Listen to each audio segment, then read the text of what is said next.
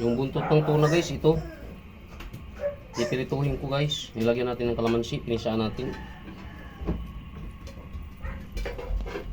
Ayan o. Bali-apat yung buntot yan guys. Nilagyan ko ng asin konti at saka nakamarinate ng ano. Ayan o.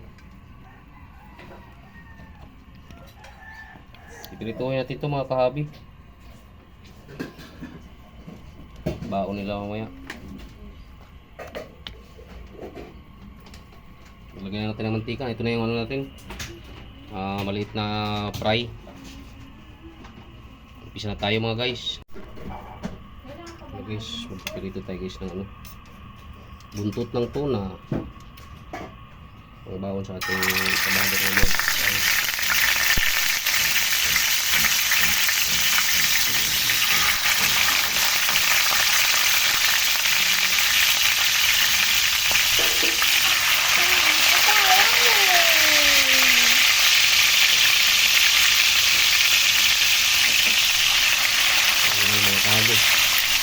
Dapat na yan guys.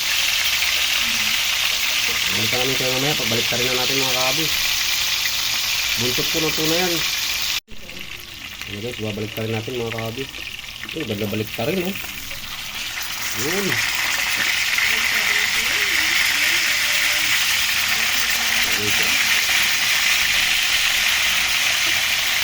Ganda yung tuna pintuhin mga kahabi. Kahabi. Ayun oh. Golden brown pa lang siya guys, pero nakabaliktad na.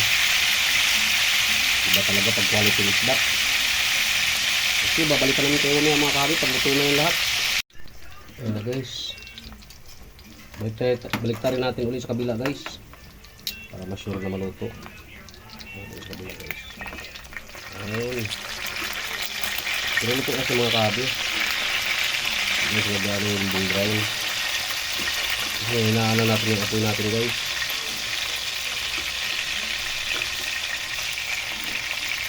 Sarap ng tuna mga kahabi. Ito pa rin natin yung ano, balik natin sa kabila kasi hindi putik pa.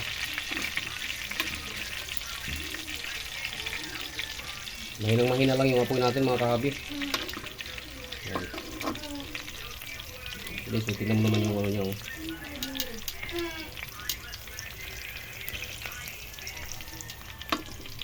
Babaunin po nila yan mamaya sa pasok. Guys, luto na yung ating pirito mga kahabi.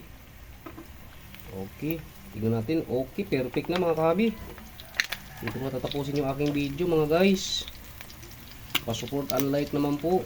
Huwag niyong kalimutan yung aking munting channel, Ramel Aplicador Vlogs. At huwag niyong kalimutan pindutin guys ang notification bell sa bandang kanan ng ating video para update po tayo sa panibagong ating video. Babayo mga kahabi, and good morning po sa lahat.